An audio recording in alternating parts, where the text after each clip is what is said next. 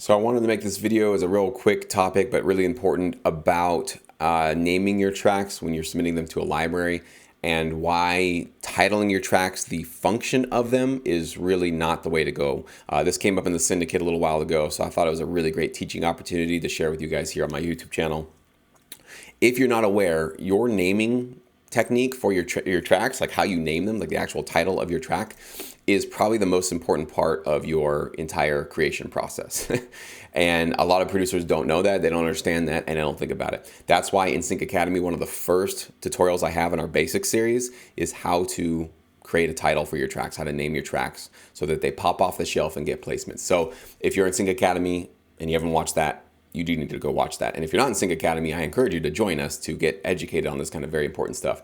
Why is it so important? Like what you name your tracks, why can't you just name it whatever? As long as the music is really good, isn't that all that really matters? Your title of your track is all that somebody is going to see long before they click play, right? Or before they even know what your music is, right? So they're going to see a title and then they're going to see a waveform. So that's pretty much all they see before they hear and click play and preview and decide, is this really a track that's going to work for our placement opportunity? So if your track title is boring and it sucks and it has no imagination and it doesn't convey anything meaningful for a library or a music supervisor or a music editor or anybody whose job it is to take your music and place it into their program, it's basically like, I always use the cereal aisle analogy. Going to the cereal aisle and you see all these like bright colored, tricks and Fruity Loops, all these beautiful cartoon characters, all designed to get the kids' attention, right? And then you see this like gray box with nothing on it and it just says cereal for eating. That's kind of what your track titles are probably doing if you're not spending any time thinking about this kind of stuff. Your track title is your branding. It is your marketing. It is actually what's going to reach out and grab the attention of somebody who might be interested in using your track. So if you're not spending even just, it's not much, it's maybe 5 minutes of your time creating and crafting a really creative track title, then you are basically wasting a lot of the time in the studio, because you might have spent 3 days on that track and it might be one of the best tracks you've ever produced and it sounds awesome, but your track title sucks, and so nobody wants to pull it off the shelf. It doesn't spark any curiosity, nobody's really interested in it, it doesn't really have anything unique about it, and so it just sits on the shelf being really cool and awesome with nobody enjoying it. So we don't want to always accept that marketing and selling is a really big part of life, but it is. You've got to market yourself. You've got to brand yourself. You've got to sell yourself, right? And when you're not there to push your music, your track title has got to be the one that does that, okay? So you can check out that tutorial in Sync Academy for the sort of nuts and bolts of how we do that. But what I wanted to share with you today is there was a syndicate member who had titled one of his tracks for our opportunities as I think he called it like the bumper sting or something like that, or the bumper theme. That's what he called it, the bumper theme. And it was for like a news theme, essentially, that we were going for. We were going for this opportunity. We were putting together a whole bunch of tracks for this opportunity.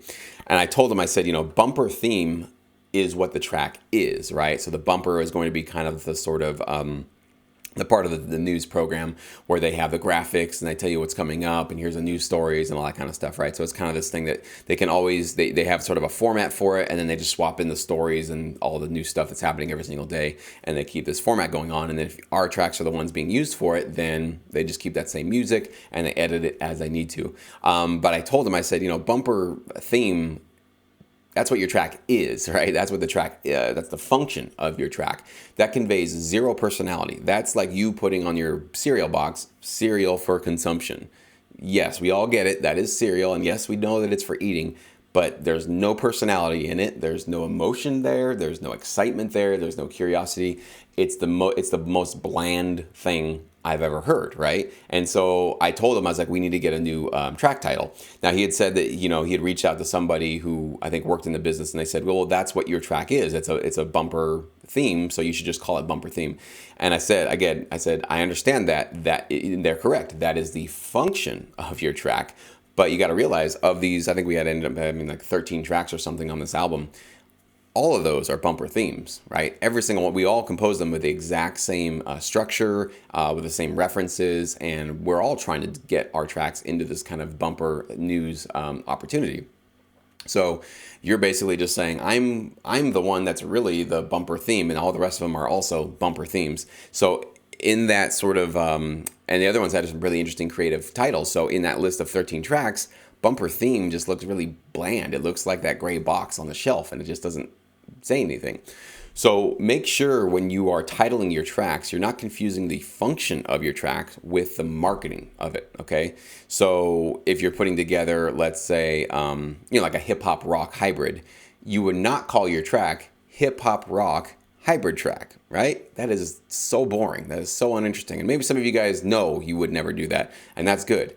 But again, I want to make sure that everybody's on the same page here, that we don't title our tracks what they are or what their genre is, or the only exception to that to be is if you're going to create kind of a cool creative title around what the track is, right? So if you kind of do some wordplay, or you're going to create something that's kind of like cutesy and creative around it, then it's like, okay, that has a little bit of personality to it, so I can understand that.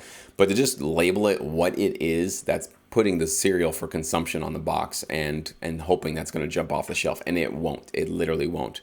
So you make sure that you take a little bit of time when you complete that track and have a really creative, attention-grabbing, and emotionally charged title that really grabs the attention and the interest of the person. Like when I walk down the cereal aisle, even though I've seen these cereal boxes my entire life, when I see something interesting, it at least makes me like double take, like, wait, what? Oh, wait, now they're making peanut butter versions of this or this. Oh, interesting.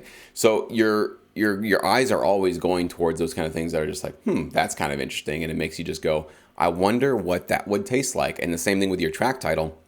Your title should be so captivating that people go, I really wonder what that sounds like. Click play. I really got to know. So you need to try to spark a little bit of this kind of psychological curiosity in the people that are going to be using your music. This is the stuff that like most people don't think about. They think that like your music itself is going to do all the selling. Like for some reason, music editors have nothing better to do than to just go preview thousands of tracks from the library that they have a contract with and just favorite the ones that they like or something. Like, they're not doing that. I don't know if you think they're doing that, but they're not doing that.